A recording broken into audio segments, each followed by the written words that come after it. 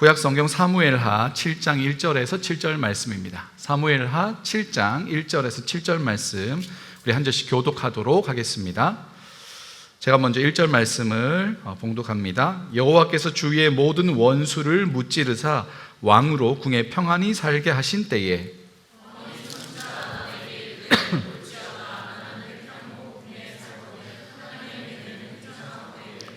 나단이 왕께 아뢰되 여호와께서 왕과 함께 계시니 마음에 있는 모든 것을 행하소서 하니라. 가서 내 종 다윗에게 말하기를 여호와께서 이와 같이 말씀하시되 내가 나를 위하여 내가 살 집을 건축하겠느냐.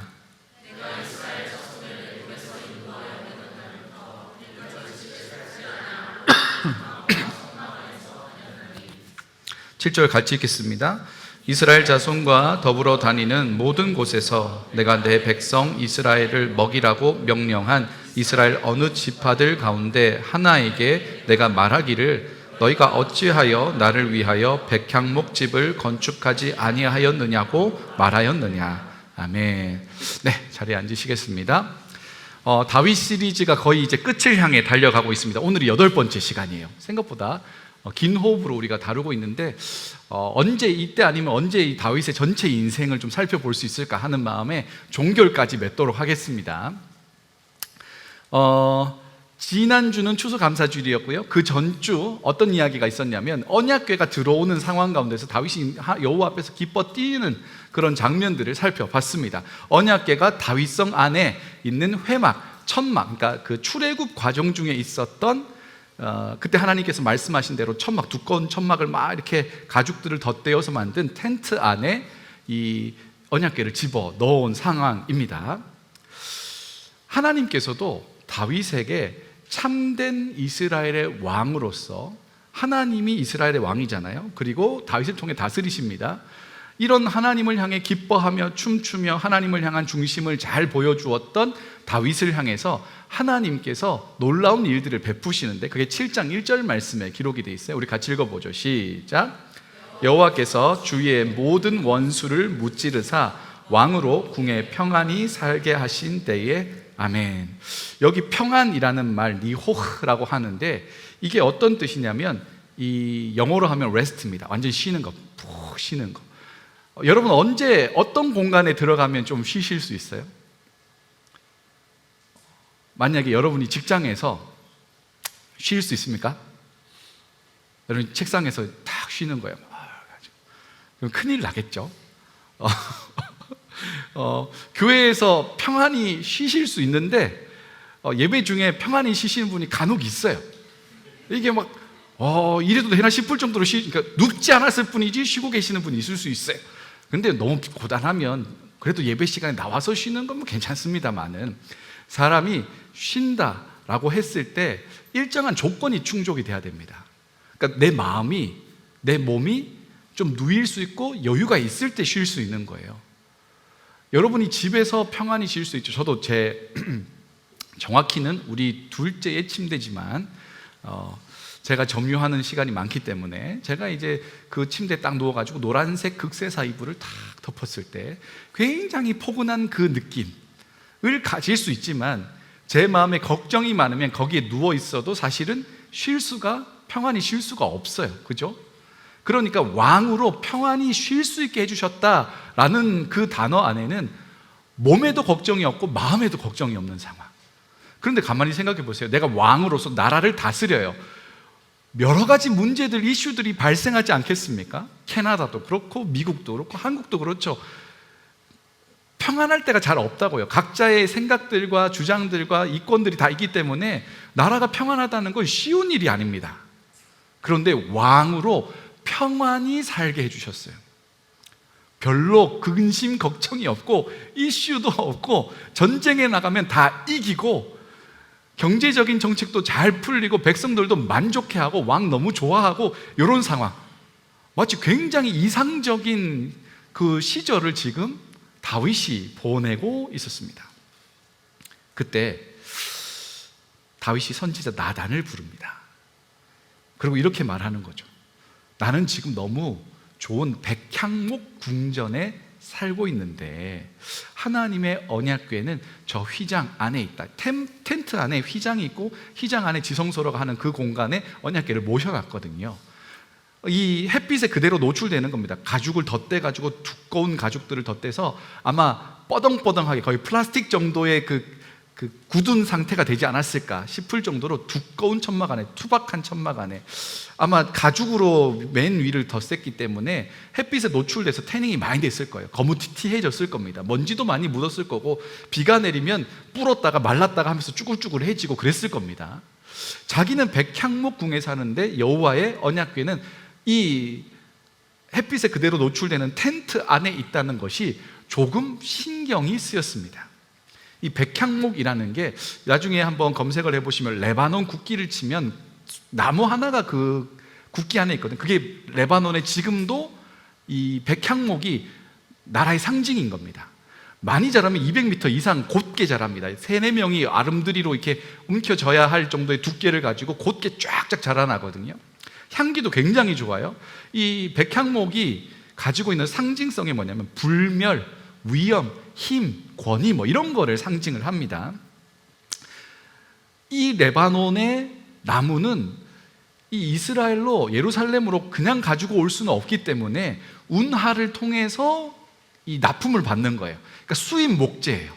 그리고 그냥 육로로 가져올 수 없기 때문에 이 수로를 통해서 가져와서 굉장히 그 운반 비용이 많이 들어가겠죠.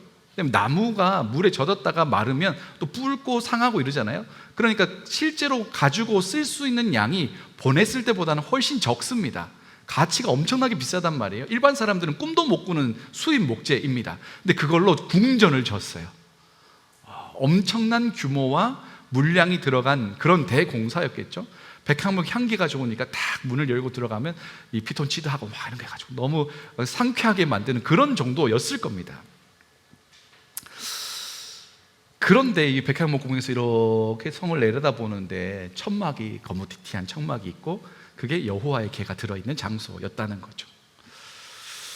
여러분, 맛있는 거 먹을 때 떠오르는 사람이 있습니까? 맛있는 거 먹을 때 떠오르는 사람, 아마도 그런 사람이 있다면 여러분에게 그 사람은 꽤나 좋은 감정을 가지고 있을 겁니다. 여러분이 그 사람에 대한 좋은 감정을 가지고 있는 거죠. 좋은 걸 볼 때 이거 같이 보고 싶은데 라는 생각이 들면 그 사람에 대한 나의 그 마음이 꽤나 깊다는 것을 알 수 있겠죠. 이 목회를 하다 보면 종종 식사를 같이 할 때가 있습니다. 그래서 캐나다에 와서 이 어르신들이 이제 같이 밥 먹자 그래 가가지고 이제 식사 같이 하면서 이야기 나누다 보면 제가 이게 사 먹기는 좀 곤란한 음식들이 나오기도 합니다. 그러니까 좋은 음식들이죠. 비싼 음식들이고. 보통 여러분 음식이 나오면 어때요? 제일 먼저 하는 행동이 뭡니까?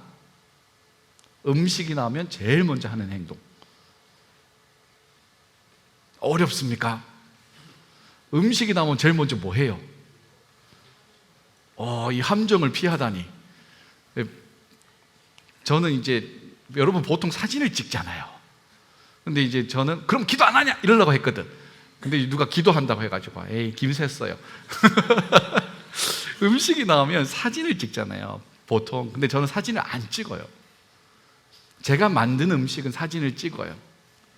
그런데 얻어먹는 음식은 사진을 못 찍어요. 왜냐하면 미안하니까. 우리 집 식구들한테 미안하기도 하고 잘 먹고 다니거든요.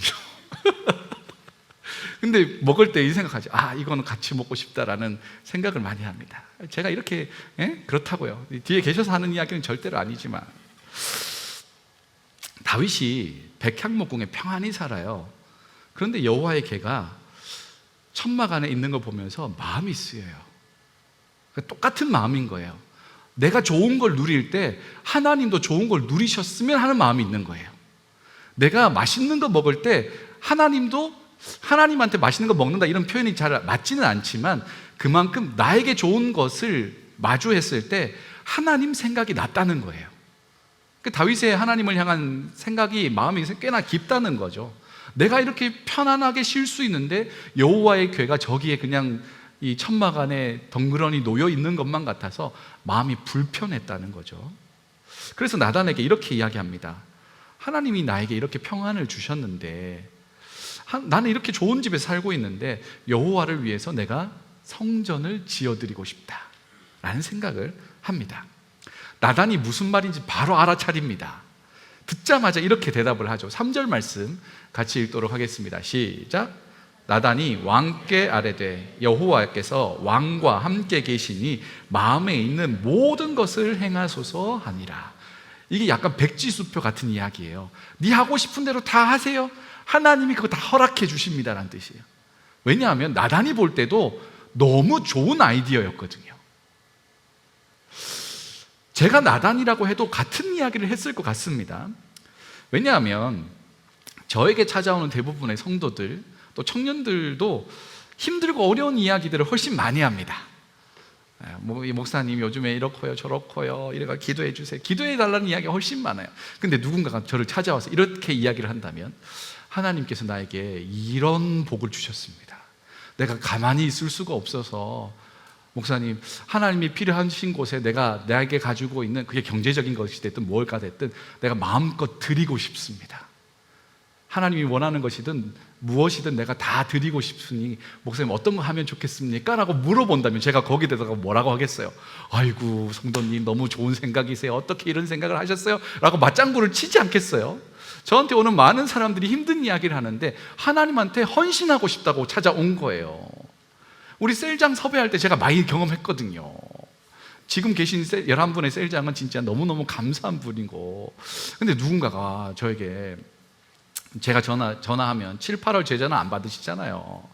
7, 8월 이제 섭외 전화 겁나게 막 하니까, 그러면 이제 거절을 보통 합니다. 그 거절할 때 누군가가 제가 하겠습니다, 제가 공동체를 사랑하는 마음으로 헌신하겠습니다. 그럼 제가 뭐라고 하겠어요? 안 된다. 그런 일은 거의 없다고요. 너무 고맙잖아요. 가뭄의 단비 같은 아주 그냥 감사한 일 아니겠으면, 그래 너무 고맙다, 열심히 잘해보자, 뭐 이렇게 한단 말이에요. 나단이 그때 당시에 왕에게 직언할 수 있는 거의 유일한 선지자거든요. 그러니까 네임드예요. 레전드 선지자란 말이에요. 그에게 이야기하고 찾아오는 사람들이 얼마나 많았겠어요. 다 힘든 이야기 한다고요. 그런데 왕이, 다윗이 내가 하나님께 대해서 마음껏 헌신하고 드리고 싶습니다 하니까 나단의 마음도 속이 시원해지는 거예요. 어이구, 힘든 이야기만 듣다가 하나님을 향해서 내 전부를 드리겠다고 하니까 너무 고마운 거예요. 그래서 뭐라고 이야기하냐? 하나님하고 상의 없이 이야기하는 겁니다. 여호와께서 왕과 함께 계시니, 이 말은 무슨 말이냐면요, 왕의 생각을 하나님께서 동의해 주실 거라는 거예요. 반대로 이야기하면 왕의 생각과 하나님의 생각은 같습니다 정도의 이야기예요. 꽤나 강력한 언어죠. 그러니 마음에 있는 모든 것을 하십시오 라고 컨펌을 해주는 겁니다. 그 밤에 하나님께서 나단에게 나타납니다. 5절 말씀 같이 읽도록 하죠. 5절 말씀 시작. 가서 내 종 다윗에게 말하기를 여호와께서 이와 같이 말씀하시되 네가 나를 위하여 내가 살 집을 건축하겠느냐. 약간 분위기가 싸해지는 겁니다. 나단이 생각해도 너무 좋은 아이디어였고, 이스라엘 빼고 주변 국가들은 다 신전을 가지고 있었습니다. 큰 건물을 지어서 자기들이 숭배하는 신전이 다 있었거든요. 근데 여호와의 임재를 상징하는 언약궤가 어디에 있어요? 그냥 초라한 텐트 안에 있는 거예요. 그러니 다른 나라들이랑 비교해 보면 너무 초라하잖아요. 나단이 생각했을 때 우리도 한번 이쯤 되면 큰 성전 하나 가져도 되겠다라는 생각을 했을지도 모르겠습니다만은, 하나님께서 그 밤에 바로 나타나셔서 너 뭐냐? 이렇게 하는 거예요. 너가 내 의견을 물어보지도 않았지 않니? 야, 내가 언제 내가 살 집 만들어 달라고 하더냐?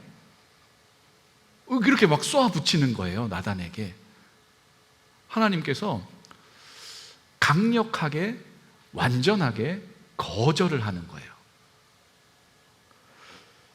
하나님이 살 집은 어때야 될까요? 하나님이 살 집이 필요하신지도 잘 모르겠지만 하나님이 거하실 만한 집이라는 개념도 되게 모호한 겁니다. 얼마나 커야 될까요? 얼마나 화려해야 될까요? 얼마나 어떤 재질을 써야 될까요? 사실은 하나님은 애초에 집이 필요 없습니다. 이 회막, 텐트를 만든 까닭도 이스라엘에게 하나님이 우리와 함께 하신다는 것을 일깨우기 위해서 주어진 것이지, 하나님이 집이 필요해서 회막을 만든 건 전혀 아니었다고요. 6절, 7절에 보면 그 이야기를 계속 하시는 겁니다. 내가 이스라엘 자손 어떤 지파에게 나를 위해서 백향목 집 만들어 달라고 한 적이 있느냐. 출애굽하는 동안에 가나안 정착한 다음에 너희들이 나를 위해서 집 지어달라고 나는 말한 적이 없다, 요구한 적이 없다. 왜냐, 나는 필요가 없으니까. 결국 다윗의 진심, 하나님을 향한 깊은 사랑에서 나온, 맛있는 거 먹으면 하나님 생각났던 다윗이 좋은 집에 살면서 하나님을 향해서 집을 지어드리고 싶다는 그 선한 마음, 의심할 필요 없이 되게 선한 마음에서 나온 헌신을 하나님이 거절합니다. 여러분, 때때로 우리의 간절한 기도를 하나님이 거절하실 때가 있습니다. 하나님을 향한 귀한 헌신의 마음을 하나님이 아니야 라고 하실 때도 있다는 거예요. 아니, 내가 하나님을 위해서 나의 전부를 드리겠다는데, 목사님도 그거 너무 좋은 생각이라고 하는데 하나님이 그걸 거절하신다는 게 좀 이상하지 않습니까? 차라리 응답을 안 하시면 괜찮은데 너무나 분명하고 명확하게 아니라고 대답을 하신다면 우리는 어떨까요, 마음이? 오늘 본문의 상황을 기록하고 있는, 같은 상황을 기록하고 있는 책이 역대상 17장에 있거든요. 똑같은 상황을 기록하는 겁니다. 4절 말씀에 짓겠느냐라고 했던 부분을 너무 명쾌하게 표현하거든요. 우리 17장 4절 같이 읽겠습니다. 시작. 가서 내 종 다윗에게 말하기를 여호와의 말씀이 너는 내가 거할 집을 건축하지 말라. 하지 말래요. 해도 될까 안 될까 모르겠어, 조금 기다려 볼래, 이 정도도 아니에요. 하지 마, 딱 이렇게 명령을 하시는 겁니다. 완전한 거절. 나의 간절한 기도나 나의 간절한 헌신에 대한, 순도 높은 헌신에 대한 하나님의 거절이 지금 선포되고 있는 겁니다. 그런데 여기서 잘 살펴볼 부분이 있어요. 두 구절을 제가 패러렐로 이렇게 해놨지 않습니까? 다윗을 향한 표현이 똑같은 단어로 기록되어 있죠. 그러니까 사무엘 하를 기록한 사람도 역대상을 기록한 사람도 이 부분이 너무 중요하기 때문에 같은 단어를 쓰는 겁니다. 다윗을 향해서 뭐라고 표현해요? 뭐라고 되어 있죠? 내 종 다윗이라고 하는 거예요. 이게 너무너무 중요한 겁니다. 뭐냐면 하나님께서 다윗의 제안, 조금 쉽게 표현하면 우리가 기도라고 대치를 해보도록 하겠습니다. 우리의 간절한 기도와 헌신에 대해서 하나님이 거절하셨어요. 다윗의 제안을 하나님이 거절하셨어요. 그런데 그 거절은 다윗을 거절하신 게 아니에요. 이해가 되세요? 다윗의 기도를 거절하셨는데 다윗을 거절하신 것은 전혀 아니라고요. 그래서 일부러 콕 찍어서 내 종 다윗이라고 하는 거예요. 나는 네가 나를 위해 건축하겠다는 건 거절하겠어.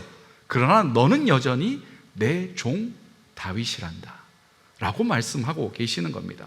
이게 되게 중요한 겁니다. 때때로 우리의 기도가 거절될 수 있습니다. 그런데 우리의 기도가 거절됐다고 해서 하나님이 우리를 거절하신 것은 전혀 아닙니다. 이걸 잘 구분해야 된다는 거예요. 우리는 하나님이 응답해 주셨다라고 이야기할 때 대표적으로 우리가 봉헌기도 때 제가 계속 이야기하는 대로 그것을 응답이라고 착각할 때가 많아요.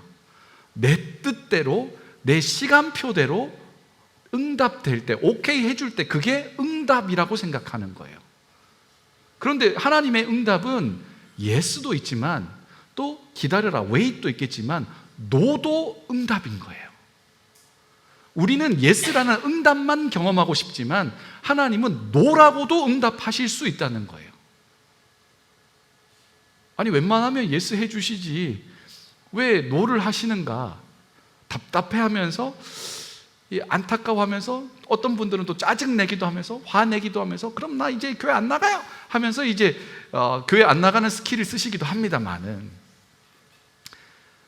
예스든 웨이시든 노든 그 응답에는 우리를 향한 하나님의 사랑이 변함없이 가득 담겨 있습니다. 하나님이 오케이 하실 때도 우리를 향한 사랑의 응답이고, 기다려라 할 때도 사랑의 응답이고, 아니야 그거 하지 마 나는 안 해줄 거야 라고 거절하실 때도 하나님의 사랑은 순도 100%의 사랑 가운데서 노라고 이야기하신다는 거예요. 우리의 기도에 응답하시는 것이 하나님의 허락이고, 우리의 기도에 거절하시는 건 뭘까요? 우리의 기도에 오케이 하시는 것을 우리가 응답이라고 생각할 수 있잖아요. 하나님의 승인이라고 할 수 있어요. 우리의 기도에 노 하실 때도 있잖아요. 그건 하나님의 보호하심입니다. 그거 허락해 주면 하나님의 시간 안에서 그거를 보았을 때 우리가 하나님으로부터 멀어지거나 우리가 죄로 빠지거나 위험하거나 문제가 발생할 가능성이 높기 때문에 하나님은 애써서 사랑하는 마음으로 거절하는 겁니다. 아주 흔한 예지 않습니까? 우리 이 중에 이제 청년들 중에는 쿡잡을 갖고 있는 분도 있고 셰프도 있지 않습니까? 셰프가 가지고 있는 칼은 너무 멋진 칼이죠. 맛있는 요리를 만들어 주니까. 온두라스에 우리 재혁 형제가 갔는데 이분이 이제 이 요리하는 분이지 않습니까? 얼마나 맛있는 음식을 먹었을까 기대가 되고, 좀 나중에 이제 걔네들 사진 찍었지 않겠어요? 그랬더니 좀 봐야지. 그런데 우리 꼬맹이가 저한테 칼 달라 그러면 제가 줄 수가 있겠어요? 못 준다고. 이걸 쓸 수가 없으니까 어떻게 쓸지도 모르고 이걸 통해서 자기를 상처낼 수도 있기 때문에 못 주는 겁니다. 하나님이 거절하셨을 때 그냥 심술 나서 거절하는 게 아니라 우리를 지키고 보호하기 위한 거절일 가능성이 매우 높다는 거예요. 대부분의 경우 부모는 자녀에게 다 해주고 싶어 하는 겁니다. 그러나 제가 못 해줄 때도 있죠. 제 상황이 형편이 안 돼서 못 해주는 경우도 있겠지만, 하나님은 무한하신 자원을 가지고 계신 분이잖아요. 온 땅이 하나님 거잖아요. 그러면 우리에게 주는 게 어렵지 않다고요. 그런데 왜 못 주는 거예요? 못 주는 게 아니고 안 주는 거예요. 그게 우리에게 유익하기 때문인 겁니다. 다윗도 그렇습니다. 성전 건축 너무 멋있죠. 그런데 요거 잠깐만 어긋나지면 이게 교만에 빠지는 올무가 될 가능성이 되게 높습니다. 여러분, 아테네 신전, 그리스에 보면 아테네 신전들이 이렇게 있잖아요. 여러 가지 신전이 막 있잖아요. 그거 할 때 그 신을 생각합니까? 아니요. 어떻게 이런 큰 건축물을 지었을까? 대단한 사람들이네 라는 생각을 하게 됩니다. 다윗의 성전을 지었잖아요. 다윗성을 가지고 다윗이 높임을 받았습니다. 성전을 지었다 쳐요. 왕궁을 통해서 영광을 받았는데 다윗이 성전을 지어요. 그러면 사람들이 누구를 집중하게 될까요? 하나님을 집중하게 될까요? 아니요. 그것을 만든 다윗을 칭송하기 마련입니다. 그러면 다윗은 또 누가 되는 거예요? 사울처럼 되는 거예요. 다윗은 천천히요, 사울은 천천히요, 다윗은 만만히로다 하던 입장이 바뀌어져서 이제는 다윗이 사울처럼 돼서 자기가 높아지려고 하는 자리에 올라가게 될 가능성이 매우 높아지는 거죠. 하나님은 그것을 원하지 않았습니다. 1절 말씀에서 여호와께서 다윗에게 평안히 살게 해주셨습니다. 전쟁에서 이기게 해주신 분이 누구였어요? 하나님이었습니다. 다윗에게 평안을 주신 분도 하나님이셨습니다. 하나님만 있으면 되었는데 다윗은 그걸 가지고 하나님을 높여드리고 싶었으나 그 결과가 하나님으로부터 멀어지는 결과가 온다면 하나님이 그것을 허락해 주실 수가 없는 거죠. 여러분이 기도할 때 하나님께서 응답해 주신다면 감사하시면 됩니다. 그런데 하나님께서 거절하신다면 감사하시면 됩니다. 이게 어렵죠. 이게 굉장히 어려워요. 하나님 거절하셔서 감사합니다. 나를 지켜주셔서 고맙습니다. 이 말을 하기가 너무 어려워요. 저의 인생에도 보면 하나님이 때때로 거절하셨을 때가 있었습니다. 그때마다 인생의 궤도가 탁탁탁 바뀌는 거예요.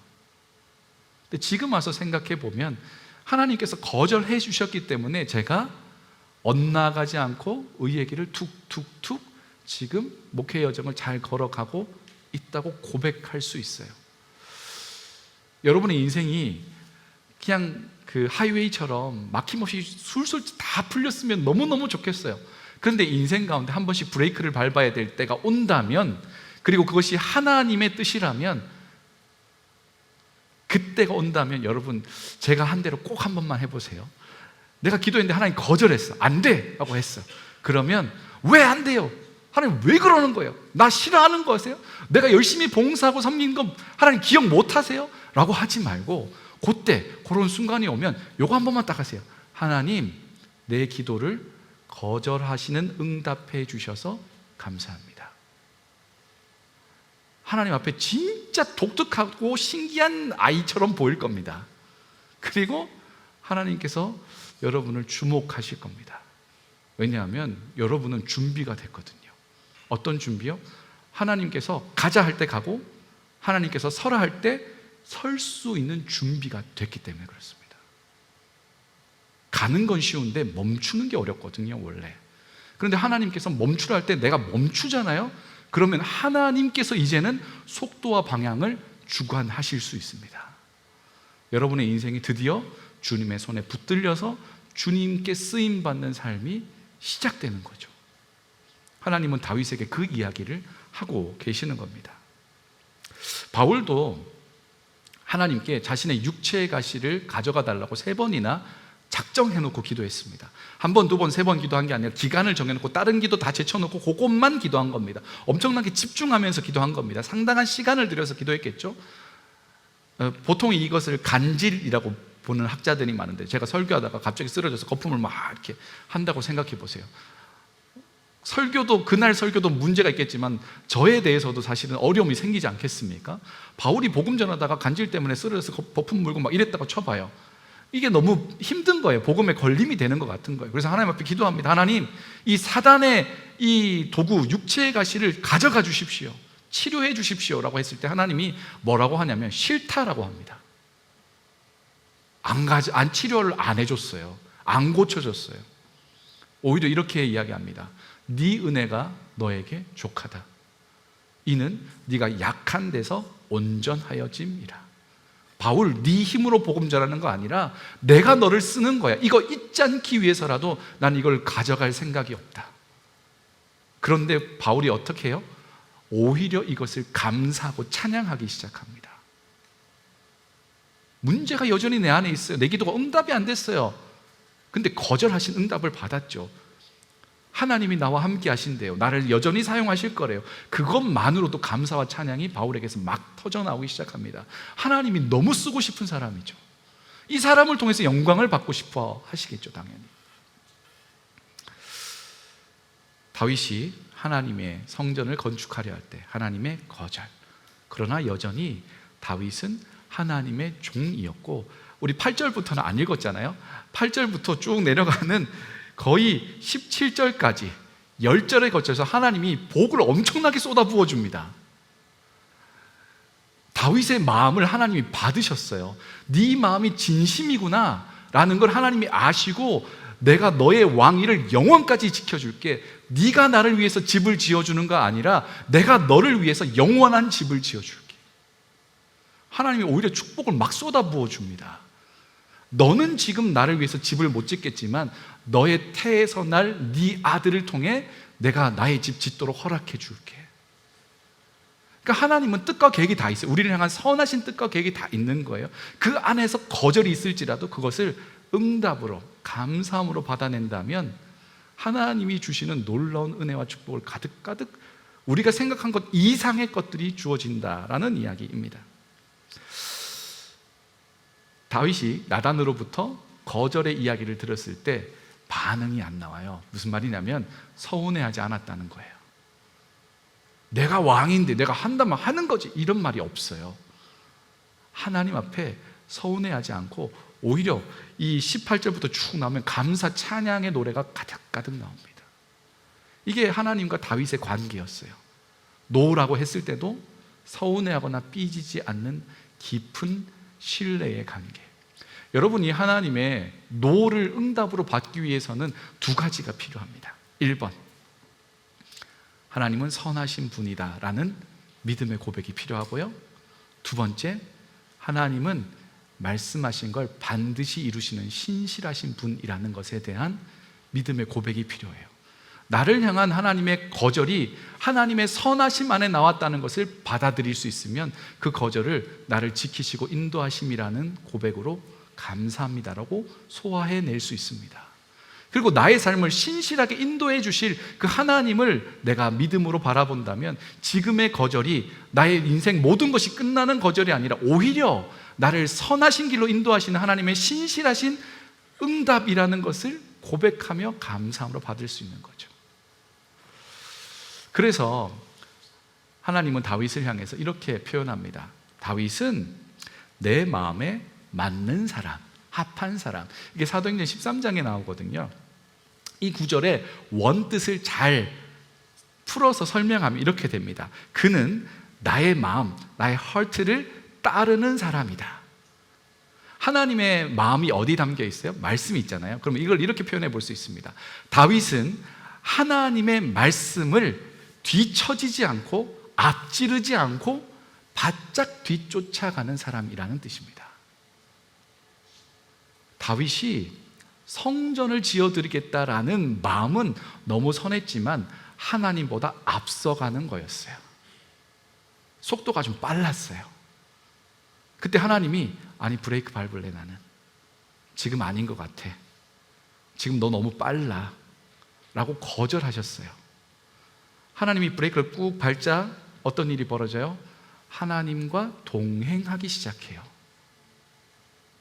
내가 질주하고 하나님이 뒤따르는 게 우리의 인생의 믿음의 여정이 아닙니다.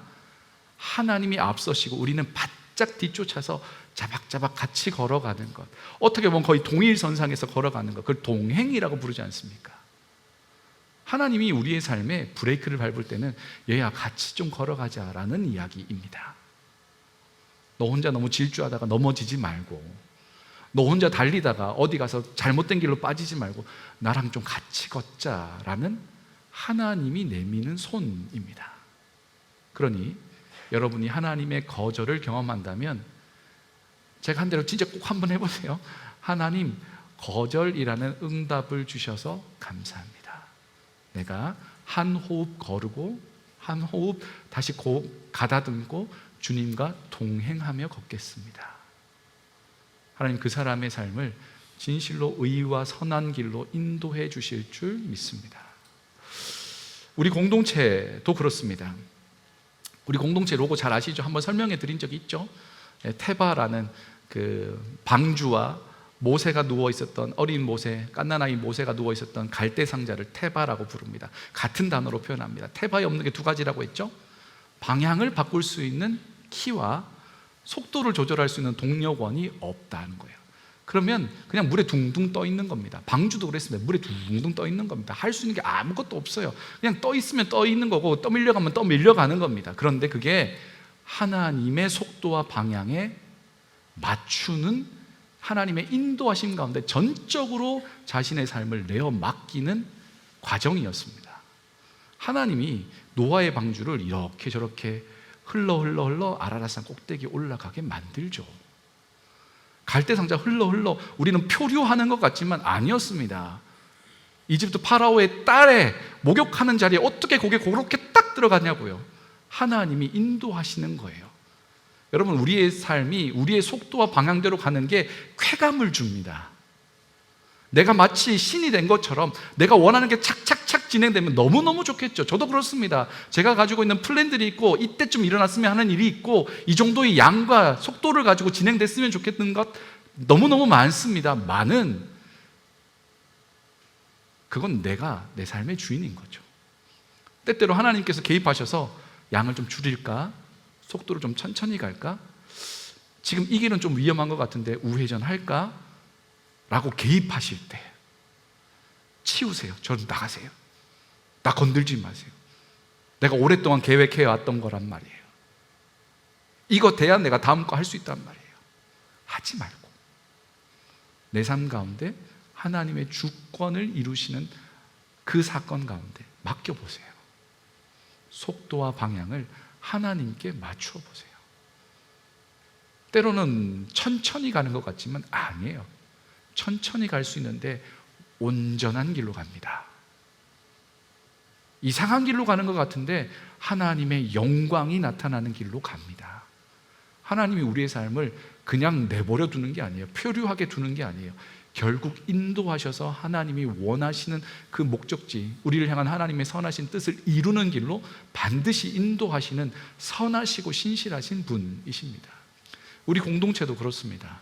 우리 공동체도 주님의 방향과 속도에 맞추어 동행하는 공동체가 되기를 소망합니다. 저는 하고 싶은 게 되게 많거든요. 우리 공동체를 보면서 하고 싶은 게 되게 많고, 얼마 전에 또 뭐 하나 하긴 했어요.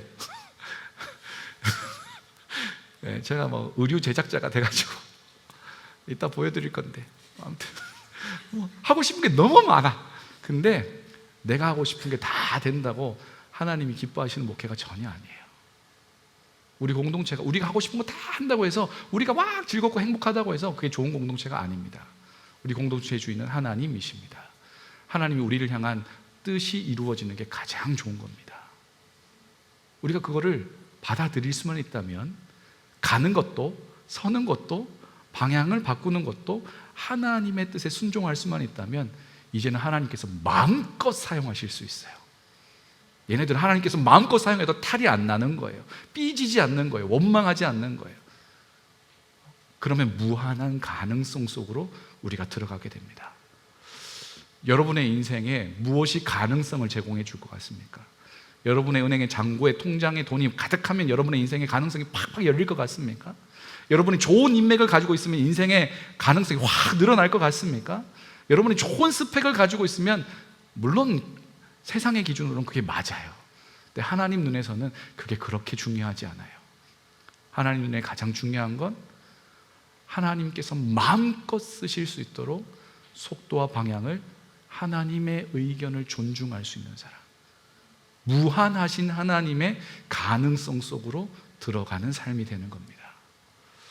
바라기는 저와 여러분, 또 우리 공동체가 주님과 동행하는, 거절도 은혜로 받아들이며 하나님께 속도와 방향을 맞추어 걸어가는 믿음의 사람들 되기를 소망합니다. 시간이 좀 많이 흐른 다음에 우리가 서로를 좀 이렇게 추적 조사하고 발견했으면 좋겠어요. 야, 너 그때 그러더니 지금 이렇게 됐네? 라고 기뻐하며 하나님을 찬양할 수 있게 되기를 원합니다. 내 속도, 내 시간, 내 영광 아닙니다. 하나님의 뜻, 하나님의 섭리의 시간, 하나님의 영광, 그걸 내가 받아들일 수만 있다면, 그걸 진짜로 내가 믿을 수 있다면, 그렇게 내가 살 수 있다면 하나님께서 여러분을 마음껏 사용하실 겁니다. 그렇게 쓰임받는 삶 살아가는 저와 여러분 되기를 간절히 소망합니다. 기도하겠습니다.